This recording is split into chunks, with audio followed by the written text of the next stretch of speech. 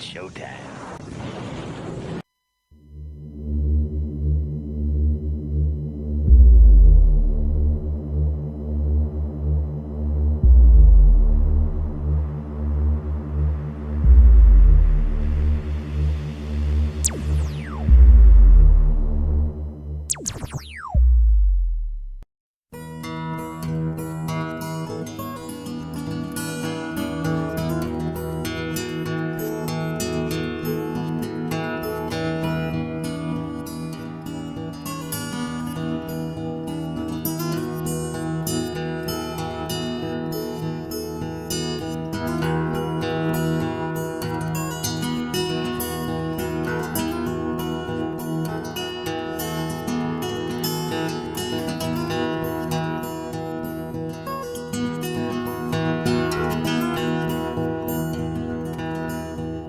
Hey, how are you doing, Rich? Hey, I'm good. This is Rich. You're watching another episode of Black as Black, and we have Brad Drake on once again.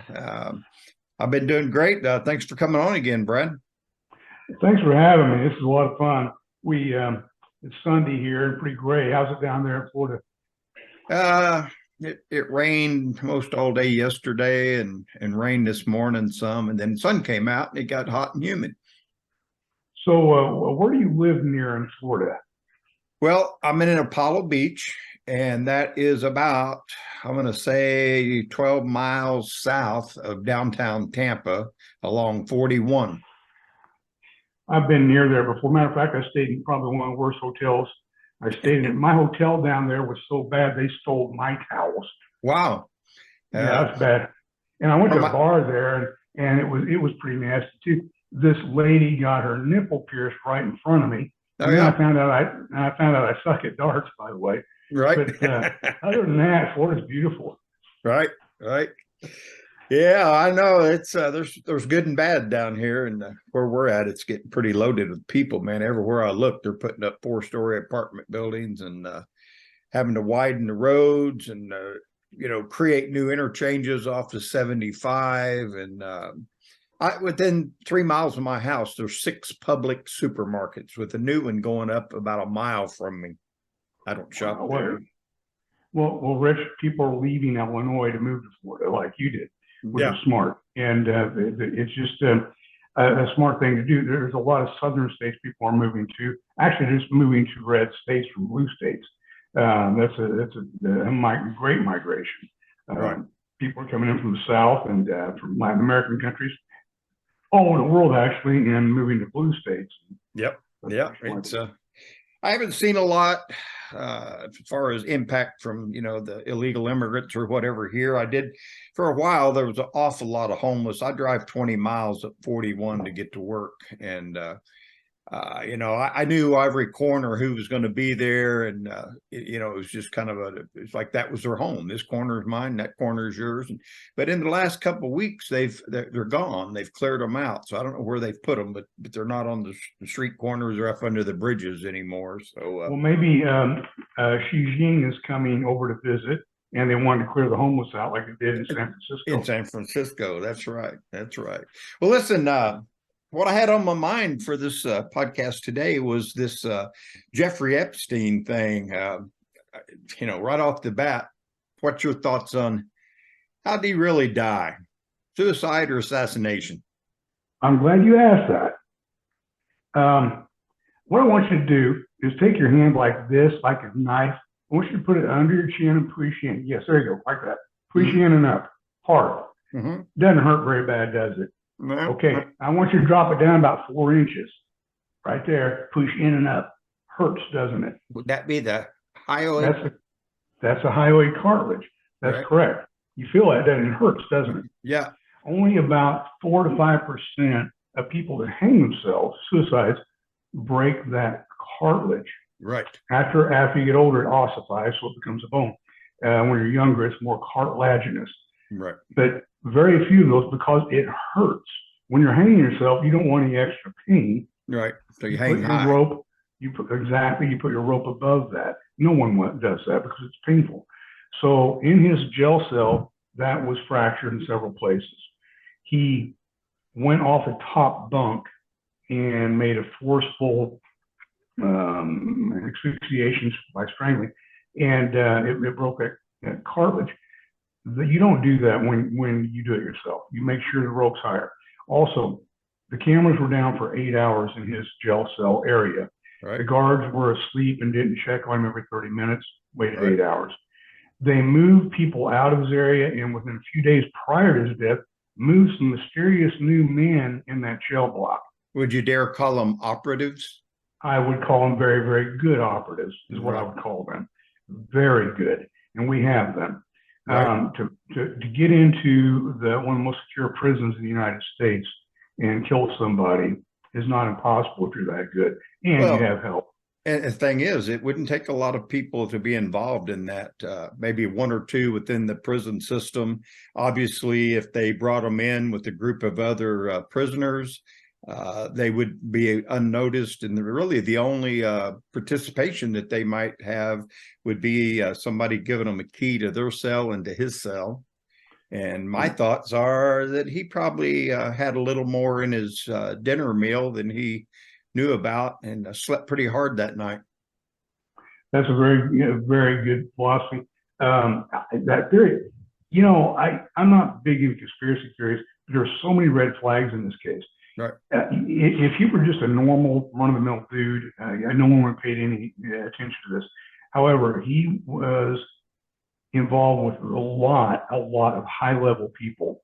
He had a lot of dirt on them. He had in his New York apartment, in his place in the Virgin Islands, bathrooms and bedrooms were all cameraed, pinhole cameras. Yep. He had many CDs burnt of high-level people in compromising positions.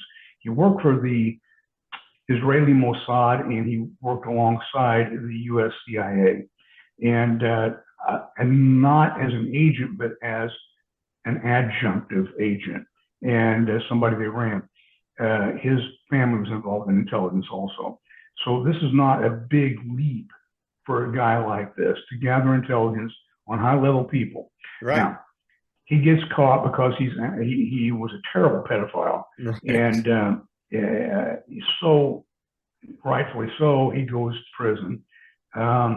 They can't let that lay down. Now, you know how many people in the Clinton's hemisphere, their surroundings have been suicided? That's not a coincidence. Right. These are people Hillary. that had stuff on the Hillary, yeah. Yeah, Hillary. So, Rich, the conspiracy theories, I used to like, those are nut jobs. And anymore, it's like, no, I believe it. There's plausibility to it. I watched a couple of shows. One of them was a ex-prisoner that had been in that cell block, not during the time that Epstein was in there, but he explained the regiment there, that the every 30-minute, 3-hour head counts, and saying basically that if those guards weren't seen on camera during that 30-minute walkthrough, that would have triggered an alarm, and they would have been coming down there to investigate. So the cameras were shut off. Not a coincidence, I don't believe, and had allowed the operatives, in the middle of the night to come out of their cell quietly and go over to his, do their job, and go back in their cell and wait for a day, two, whatever, and get escorted out with some other prisoners that were leaving, and nobody ever thought the better of it. That's the plausible theory that I believe. I do too, and that's what most people have come up with. And we probably won't know for years. When one of these operatives start to die or get mad at the government or something, 10, 15, 20 years from now, it'll come out, and it'll be so far in the past, nobody really cares. Right. So, like I said, these conspiracy theories are not conspiracy theories. I don't believe anymore. Right. There's too many things going on. Strange things afoot, Rich. By the way, I like how we dress alike. Yeah. Black shirts, no black pants. as black. This is actually my I wear this to kind of go with the theme, but it's the company, I don't know if you could read it or not, Metalcraft. No, I can't. Yeah. Oh yeah, Metalcraft. Yeah. So I've got several of these, and I just throw one of these. 50% of my t-shirts are black. The other one is gray. It used to be white. Yeah, So, shade of black, washing it with the black ones. yeah. Well, it got interesting because, I asked myself, okay, well, who was Jeffrey Epstein? And I read a little bit about him and how he, he started out as a teacher without a college degree and then got dismissed. And then he moved into the banking industry and kind of grew from there. You got to wonder, how you make a leap like that. But apparently he was connected. Well, from what I understand, one of his students' father was the CEO of Bear Stearns. Right. Epstein was a pretty intelligent guy. He was teaching math and I think finance too at this high school. He made a lot of passes at the young ladies in the high school, and that got him terminated. Right. But right after that, he went to the Bear Stearns. The CEO got a job there, worked his way up, and did quite well. Right. So I think he had some help along the way. His girlfriend, Ghislaine Maxwell, yeah, she was from a very wealthy family. I think they helped him along also. Well, her dad was Robert, and from what I understand, he fled the Nazis and went to France, I think it was, or Czechoslovakia, somewhere along in there. And, he's was connected and they, there's a lot of rumors, I guess they are, but about him being a spy for the Mossad. And then he ended up in Britain after, I guess, France fell. And so, it starts kind of coming together that, so was Epstein a spy? Did his girlfriend, Ghislaine, did that kind of form him into becoming a spy and setting up the, all the camera rooms and the blackmail issues that could arise from that? So you got to kind of wonder, all the connections there. It gets pretty deep in the family. It is, and it's a more than coincidence. Now, the top level people, let me back up. I'm sure there are people that flew on the Lolita Express, went to his apartment in New York and partied with him and down in the islands. I'm sure a lot of them were innocent, and they just wanted to rub elbows. The rich are different than us rich. Right. They run in a lot of different circles. Like JFK, a guy running for president, he said, I was on his plane twice. My wife and I were going one time to see his daughter and another time to do something else. They get on planes with each other and use each other's planes, and et cetera, if you're going in the same direction. Like I said, they're not like us. Yeah, just because their name's on the list does not put them in a compromising situation with what else was going on there, obviously. I agree, but Bill Clinton was with him a lot for quite a few years. When Epstein was indicted first by, I think, a 14-year-old girl and her sister, they went to the police. They didn't get anywhere. So they went to the Vanity Fair. And Vanity Fair was going to publish an article, and Bill Clinton walked into the office and shut him down.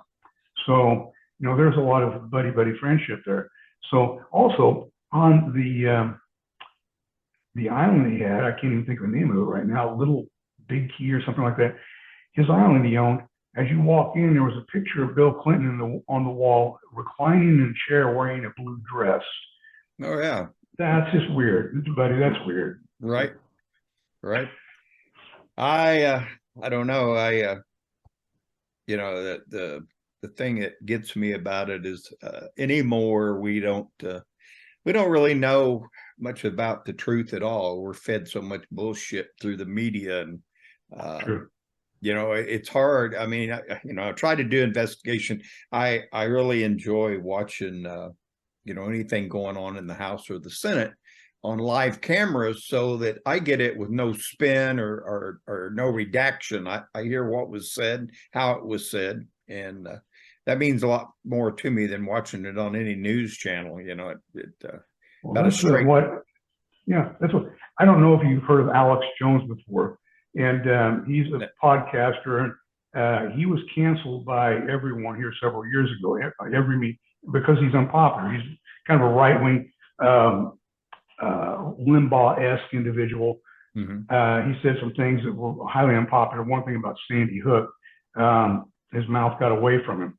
However, he's the one that predicted 9/11 happening about 3 months before it did. Right. And pretty well exactly how it was going to happen. And Tucker Carlson interviewed him and said, how did you figure that out? And he said, all that information is out there if you will listen. Right. If you gather information here, there, and listen to the meetings like the Senate hearings that you listen to. If Right. you listen to these things and pull all the threads together, it's obvious people say what they're going to do. They put it out there what their intentions are. Right. And if you add it all up, it makes sense. So he said that it came to me that this is what was going to happen, and pretty much went with 9/11. He's predicted some other things too, and he's not a soothsayer of any kind.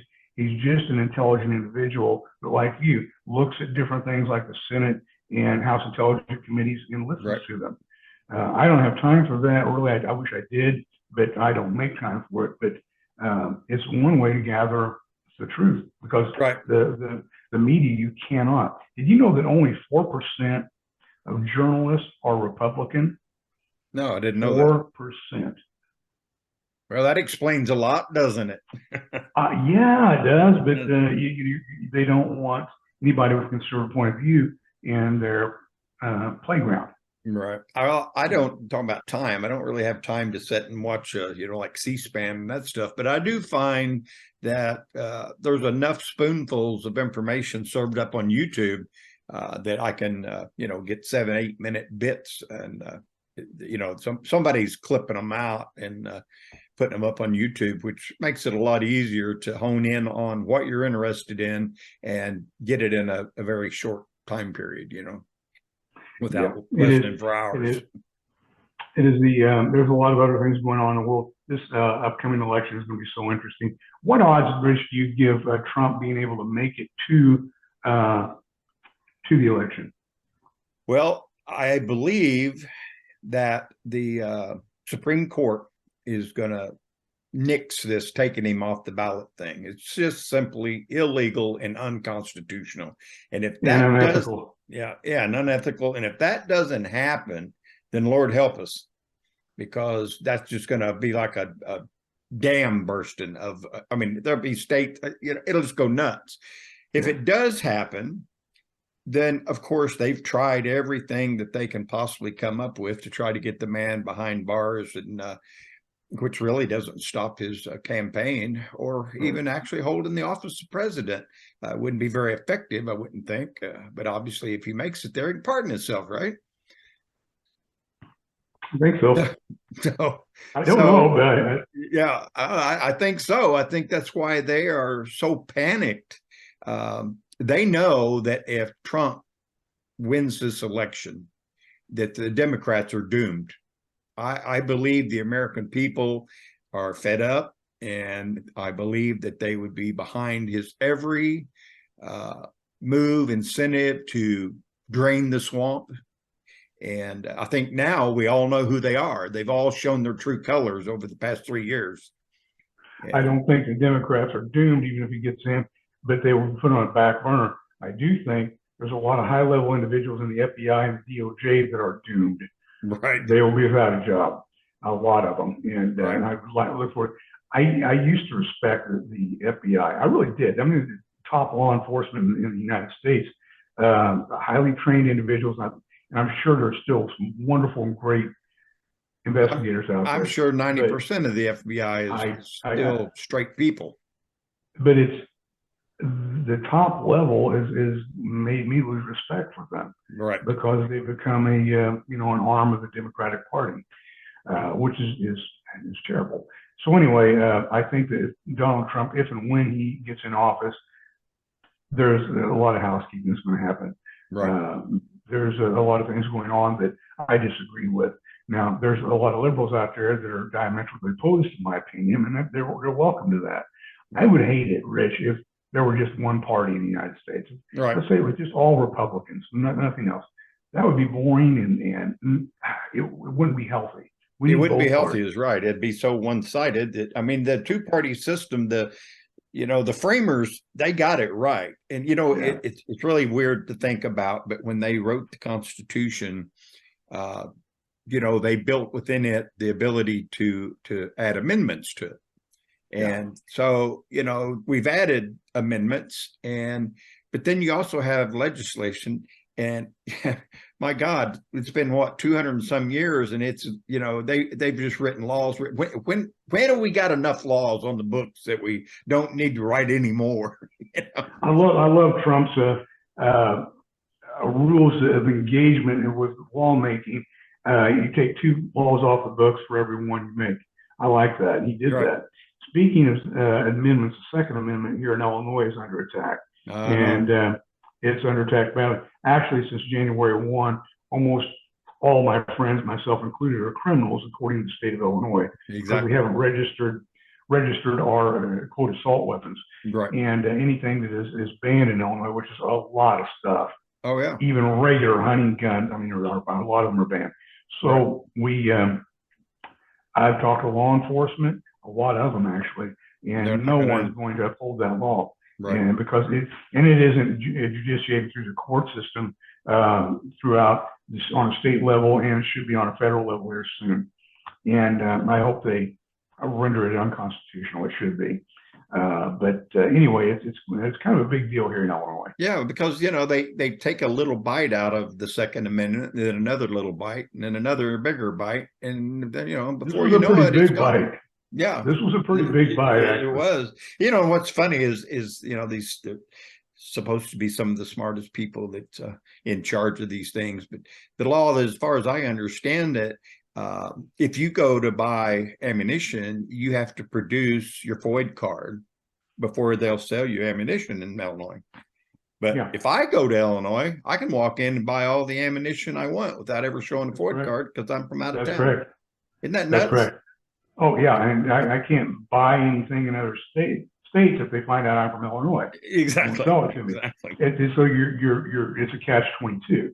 Right. Without the 22 ammo, no pun intended. Right. So anyway, the laws here are very restrictive, and in my view, quite unconstitutional. They should be overturned. I hope they are, because I don't like being a criminal.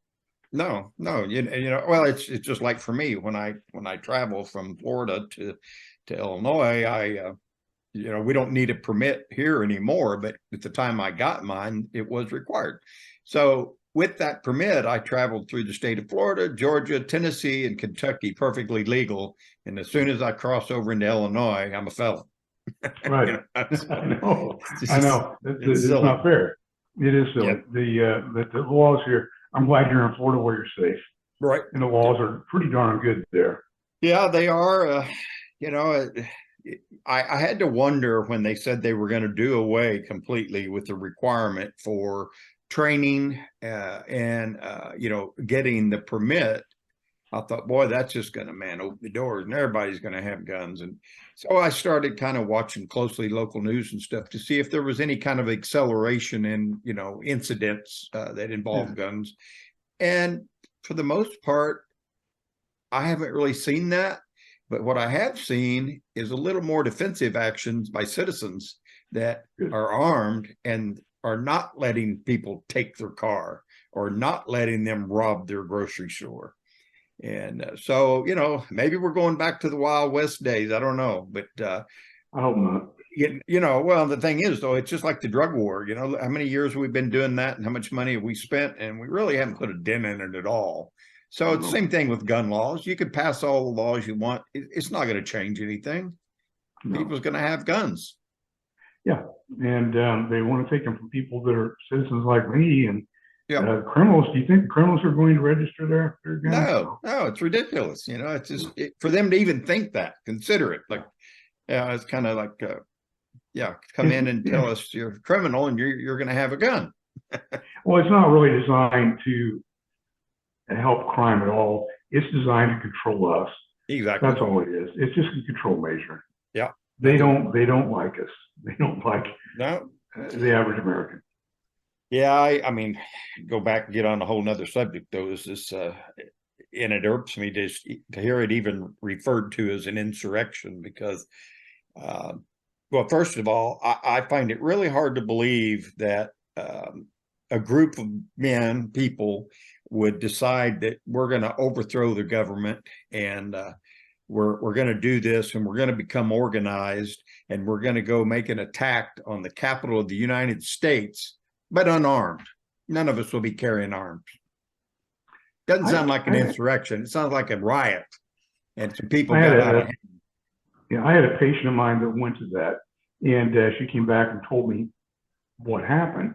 And she said it was a peaceful gathering, Right. And a bunch of people started agitating a few people, and they all went over to the Capitol building. She said, well, I didn't go, but there was a lot of them that did.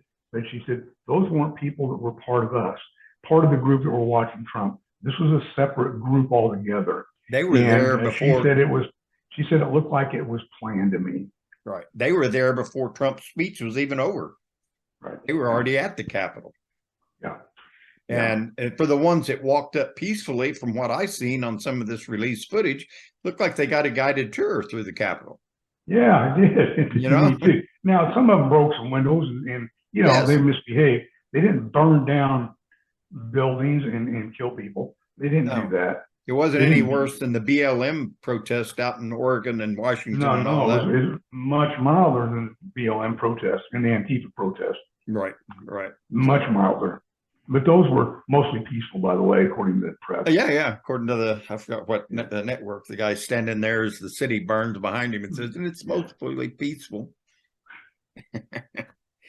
I don't know. It's crazy times we live in. I'm telling you right now, it really is crazy. I never, when I lived in Mount Vernon, I never really worried or thought much about carrying all the time. But down here, you see it on the news all the time. People pull up to a stoplight, 4 or 5 guys run, jump at them and try to jerk them out of their car and take their car, or at a gas station getting gas, So I decided, hey, if I'm going to live down here, might as well, be a bit armed and stay attentive to what's going on around me, because it may not be me that I'm saving, but it might be somebody else. Yeah, somebody else's kid.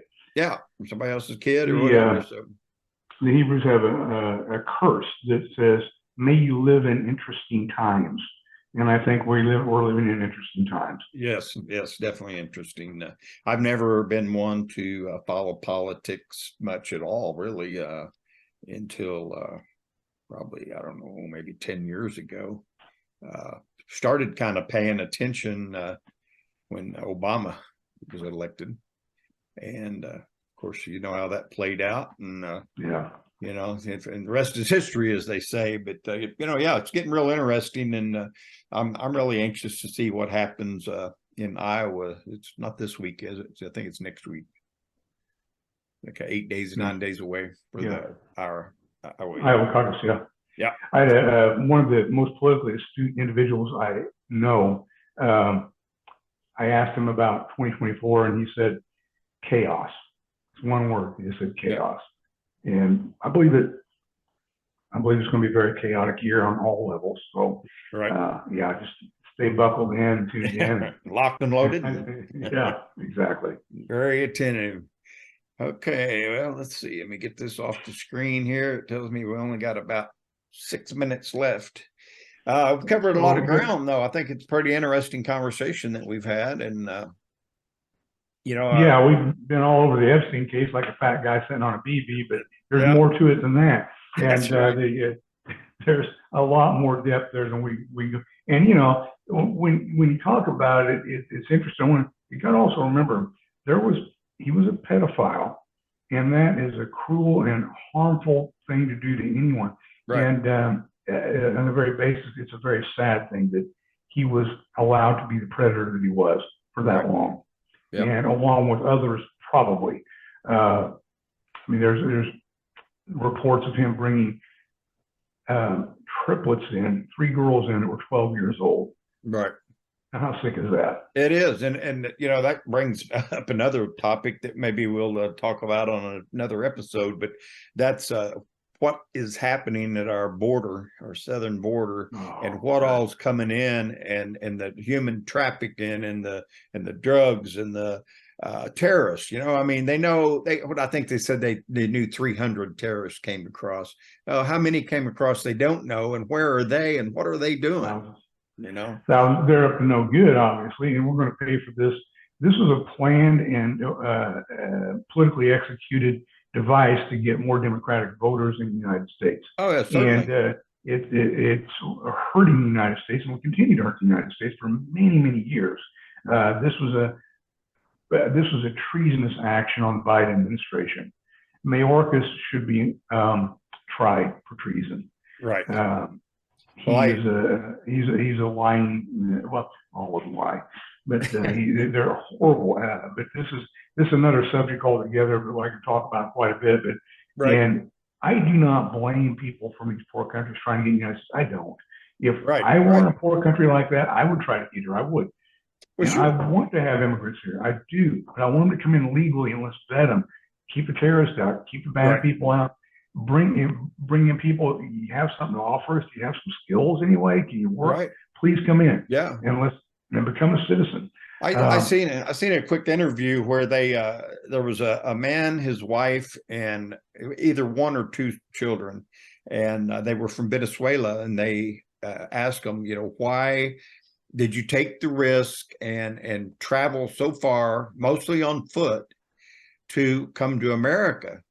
And it was a simple answer: there's no food there, and there's no jobs there.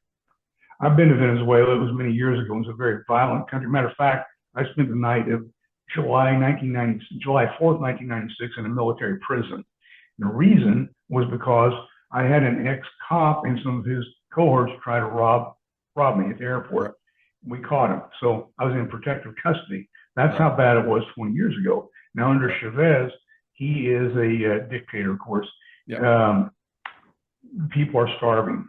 You go through the streets of Caracas, there are no dogs. They've eaten them. Uh-huh. There are no zoo animals. They can't afford to feed them. People are going through their trash. There's no food. They're leaving. I don't blame most of that family No. from Venezuela. I don't. But they've got to be vetted and they've got to be slowed down. Yeah, it's definitely got to be slowed down. I mean, we're pushing 8 million, and you know, still got another year basically under Biden. That if the legislation or the House of Representatives, if they hold tight enough to those purse strings, they might get him to move on this. You know, he's wanting to see a lot of money go to Ukraine and Israel, and if they hold off on that, maybe he'll actually do something. He's actually talking about it a little bit now. Before it was the Republicans, they're just not working with us. We're trying to fix it, but they won't work with us. Well, I don't think anything will come of that because this is a gravy train of future Democratic voters, they think. And it's also meant to water down the center of the United States, right. the red states. And then they tie the hands of the states are trying to slow it down, like Texas. Yeah, California. I see where they're now giving free health care to them. Yeah. You know how much, and if they issue driver's license, now they have an ID. So it's getting very dangerous, and it basically makes us no better than a third world country if they take all this 8 million people and say, yeah, you're good to go, vote. It's completely, just diluted the people that actually care about the country down to where their votes are. It's going to be very precarious. It's not going to be like the old days for sure. We live in interesting times. Yes, we do. I was thinking the other day, and I got about 4 minutes here, but I was thinking the other day about when I grew up in the 60s. I was in Florida, in Orlando, and in grade school, we used to sing America the Beautiful and, Star Spangled Banner and Anchors Away and all these patriotic songs. And you don't even hear those anymore. You never hear them. But back then, that was standard when music class came around. Man, I hope that didn't come through. when you went to music class, those were the songs. Of course, we also had what was the big movie back then? Sound of Music. Sound of Music. Yeah, soundtracks out of that we had to You're learn. dating yourself, buddy. I know, sang it in the choir, get up there and sing Oklahoma or whatever. Yeah. 77 trombones. Well, Brad, I enjoy talking to you. I've got Mark Lips he's got a bad cold, but he's ready to do another one, and it's going to be interesting to talk to him and reference Gruesome Newsome out there, see his take on California and what's going on out there. So I'm kind of looking forward to that. That'd be good to watch. Yeah. So, well, thank you for having me on, Rich. I appreciate it.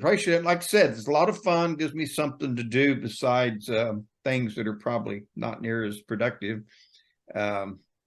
Anyway, I take what we got here in footage, and then I will be inserting some pictures I have, and cleaning it all up and get it uploaded to YouTube and get it out there. Well, thanks. Let me know when it's on YouTube and what it is, and I'll. Yeah, and everybody hit the subscribe button if you enjoy these little conversations. Hit that subscribe button and ring the notification bell, whatnot, and that way you'll be aware when we put up another one. Brad, good night. I thank you very much for taking the time out. We'll talk to you again soon. Thanks, Rich. Good night. Good night.